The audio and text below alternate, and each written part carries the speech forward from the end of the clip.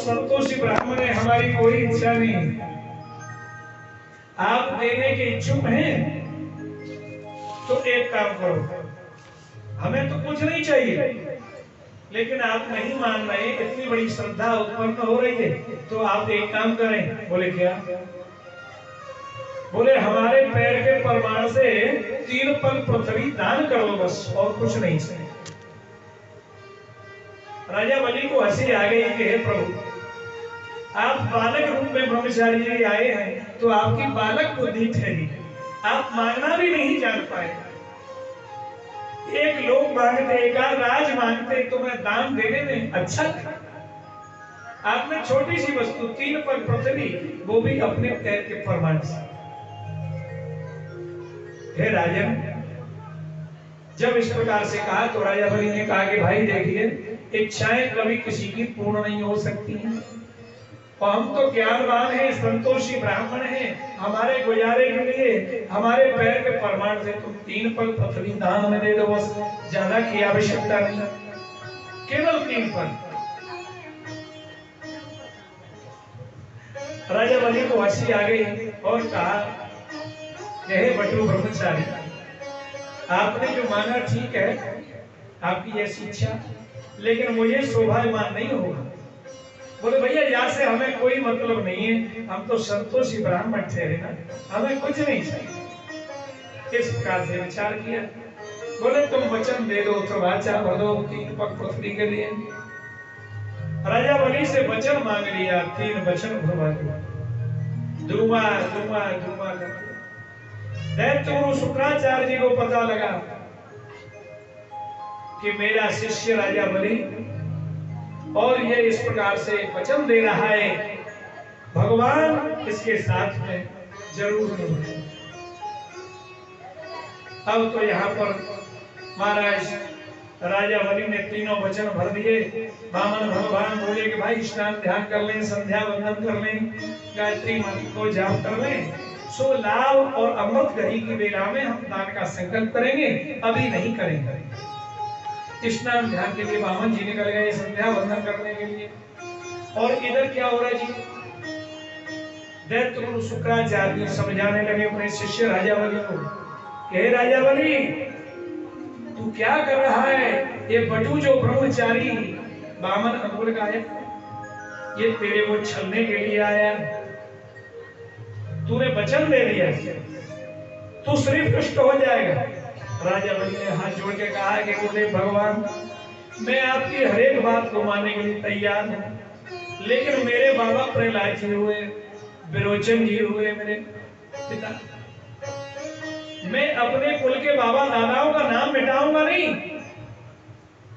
जो वचन मैंने मुख से निकाल दिया, उस वचन का पालन करूंगा, चाहे मेरा सर्वस्व नष्ट हो जाए, चाहे मेरा घर परिवार शरीर क्यों नहीं चला जाए। वचन जिसका गया उसका गया, सब कुछ जमाने से। मैं क्षत्रिय बालक राजा बलि हूँ, प्रहलाद जी मेरे बाबा है, विरोचन मेरे पुत्र हैं। मैंने जो कह दिया अपने मन में लेकर के संकल्प कर दिया, तो हे गुरुदेव भगवान, मैं जरूर दूंगा। मैं अपने यहाँ से बटू ब्रह्मचारी को विमुख नहीं लौटने दूंगा। वचन दे दिया राजा बलि ने। दैत्य गुरु शुक्राचार्य जी हार मान गए और चुपचाप लौट लिए वहां से कि भाई मेरा शिष्य मेरी बात तो नहीं मान रहा। कह दिया कि राजा बलि, तू श्री भ्रष्ट हो जाएगा कुछ समय में। ऐसा कह दिया है। कह करके शुक्राचार्य जी चले गए और वामन भगवान ने स्नान ध्यान करके पूर्व संध्या वंदन आदि करके शुभ घड़ी का शुभ अवसर आया, लाभ अमृत घड़ी की बेला आ गई। आने के साथ में और 3 पग पृथ्वी के लिए दान के लिए संकल्प करा रहे हैं राजा बलि से। कौन? वामन भगवान। वामन भगवान संकल्प करा रहे हैं, लेकिन शुक्राचार्य जी से नहीं रह गया कि मेरे शिष्य की हार नहीं हो जाए। तो कमंडल में जो जल था, वो जल की टोटी में जाके भीतर बैठ गए शुक्राचार्य जी महाराज। और शुक्राचार्य जी ने कमंडल के जल को रोक दिया कि मैं जल नहीं छोड़ूंगा तो संकल्प कैसे हो जाएगा। अब जब नाली रुक जाए तो फिर क्या करते हैं मालूम है आपको? बांस लेके डाला जाता है जब नाली का पानी बाहर निकलता है। अब तो इधर में राजा बलि ने देखा कि जल कमंडल में से नहीं आ रहा है, तो पास में कुसा पड़ी, कुसा लेकर के सागर की टोटी में डाला। टोटी में जैसे ही डाला तो शुक्राचार्य की एक बाजार बिल्कुल बंद हो गया, एक आंख की जय ठाकुर जी की हो गई। आंख वहीं लगी थी किनारे पर। बोलिए विष्णु भगवान की जय, वामन भगवान की जय। कोई अगर कोई व्यक्ति दान अथवा पुण्य कर रहा है तो उसको रोकना नहीं चाहिए। शुक्राचार्य जी ने अपने शिष्य दैत्य बलि राजा को रोका तो उनके आंख की एक आंख की जय ठाकुर जी की हो गई। जय ठाकुर जी की हो गई। शुक्राचार्य जी ने कहा भैया मैं तो दान पुण्य में आज के बाद कभी जीवन में किसी को रोकूंगा नहीं। भैया मेरी तो जय ठाकुर जी की है गई, लेकिन मैं सबसे कह रहा हूँ कभी किसी के बेटी की शादी हो या इत्यादि शुभ कर्म दान पुण्य कोई करता है तो किसी को किसी के मध्यस्थ को रोकना नहीं चाहिए। कर रहा है, श्रद्धा है, भाव है तो करना चाहिए। रोकते हैं तो उसका अपराध हमको रोकने वाले को मिलता है। अब यहाँ पर राजा बलि ने जब संकल्प के लिए जल आया, संकल्प किया गया। संकल्प कर रहे हैं, संकल्प करते हुए और महाराज भगवान संकल्प करा लिए हैं और कहने लगे कि राजा बलि, रानी विंध्यावली आप क्या करेंगे? बोले क्या करना चाहिए? बोले अब आप एक काम करो, हमारे पैर के प्रमाण से 3 पग पथरी हमें नपा दो। जब नापने के लिए कहा, भगवान वामन जी खड़े हुए।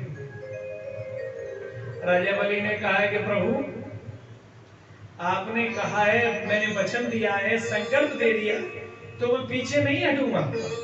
आपने भगवान वामन जी ने सर्वप्रथम चरण रखा, पृथ्वी से लेकर के आकाश तक के लोगों को नाप लिया एक चरण। जैसे ही नापा राजा बलि रोने लगा, प्रभु मेरे साथ क्या हुआ? मैंने तो आपको एक साधारण जीव, साधारण एक बालक ब्रह्मचारी समझा, आप तो बहुत बड़े लेकिन मेरे गुरु शुक्राचार्य जी ने मेरे से कहा था, मैंने उनकी बात को उल्लंघन कर दिया, आज्ञा नहीं मानी। आपने तो पृथ्वी से आकाश तक के लोगों को एक ही चरण में नाप लिया। बोले भैया आपने तो ये कहा था 1 लोक मांगना, 2 एक राज्य मांगना, मैंने तो कुछ ज्यादा नहीं मांगा। अपने पैर के प्रमाण से कोई 3 पग पथरी, अभी तो एक ही पैर रखा है। अब भगवान वामन जी को चिंता होने लगी कि कहीं ये लौट नहीं जाए। भगवान वामन जी ने ये कलावा होता ना, कलावा हाथ में लेके बांधना शुरू कर दिया और बोले केन बद्धो बलि राजा दानवेंद्रो महल तेन त्वाम पृथ्वीनामी रक्षेन माचल माचल। तो ब्राह्मण लोग कलावा बांधते हैं तो उस समय इसी मंत्र को बोलते हैं एन बद्धो बलि राजा, कि कहीं ये दान करते हुए कहीं पीछे को खिसक नहीं जाए, इसको बंधन में बांधो पहले। तो ब्राह्मण लोग कभी कोई अनुष्ठान पूजा करेंगे 7 दिन या 5 दिन का, तो कलावा सबसे पहले बांधेंगे और तिलक करेंगे कि मेरा जजमान मेरे अनुष्ठान या मेरी पूजा को पूर्ण करके हटे, बीच में नहीं हटके छोड़ के चला जाए। वामन भगवान ने राजा बलि को बांध लिया और कहा, राजा बलि दूसरे चरण को रखा प्रभु ने, सबको नाप लिया, स्वर्ग लोक आदि को सबको दूसरे चरण में नाप लिया। अब तीसरे पैर के लिए कुछ भी नहीं बचा, सभी दिशा आदि सभी नाप ली। तीसरे चरण के लिए जब कुछ नहीं बचा तो रानी विंध्यावली और राजा बलि चरणों में लेट गए प्रभु के, हाथ जोड़ के कहने लगे कि प्रभु अब हमारा ये शरीर अर्पण है, इसमें आप तीसरे चरण, हमारे पास यही है और कुछ नहीं। भगवान वामन जी की आंखों में आंसू आ गए और रोने लगे कि हे राजा बलि, हमने जैसा आपका नाम सुना, आपके दादा परदादा हुए, विरोचन पुत्र प्रहलाद जैसे बाबा तुम्हारे हुए, दानियों में श्रेष्ठ, सब कुछ अपना सर्वस्व दान में दे दिया, कुछ भी नहीं बचा तो अपने शरीर को अर्पण कर दिया। धन्य है राजा बलि तेरे लिए, तेरे माता पिता जन्मदाताओं के लिए, तेरी रानी विंध्यावली के लिए कि अपने शरीर तक को अर्पण कर दिया। ऐसा राजा कोई हुआ है क्षत्रिय कुल में, दैत्य कुल में? हे राजा बलि, तूने, तेरे कुल का उद्धार होगा, सर्वस्व तुझे मैं दूंगा जरूर, चिंता मत कर, तुम्हारा जैसा भक्त नहीं कोई। हे राजा बलि, हम आपसे बड़े खुश हैं, जाओ आज से हम तुम्हें सुतल लोक का राज्य देते हैं। सुतल लोक का राज्य दे दिया प्रभु बाबा ने। जब तीसरे चरण के लिए कुछ नहीं बढ़ा, वो आकाश को विजिट करता हुआ ऊपर गया तो भगवान भगवती गंगा महारानी ब्रह्मा के कमंडल में आई और गंगा जी ने वामन जी के चरणों को धोया स्वयं। इतने खुश हो गए, ऐसे दानी श्रेष्ठ हुए हैं। बताइए आज का समय देख लो और सत्ययुग त्रेता द्वापर का देखिए, कैसे कैसे राजा महाराज लोग। भगवान वामन जी ने सुतल लोक का राज्य दे दिया कि हे राजा बलि, आज से तुम्हें सुतल लोक का राज्य देते हैं, वह राज्य करना, और हम तुम्हारी सेवा से और भाव भक्ति से इतने प्रसन्न हैं कि तुम्हारे द्वारपाल बन के 24 घंटे आपको गदा लेकर के पहरेदारी करेंगे, तुम्हारे द्वारे पर दर्शन देंगे। बोलिए बाबा भगवान की जय, राजा बलिदेव की जय। राजा बलि और रानी विंध्यावली चरणों में बैठे हुए हैं प्रभु के, और प्रभु ने सुतल लोक का राज्य दे दिया, हाथ रख दिया, सुतल लोक का राज्य दे दिया। स्वयं गदा लेकर के पहरेदार बनकर के भगवान प्रभु खड़े हैं, दर्शन दे रहे हैं नित्य प्रतिदिन।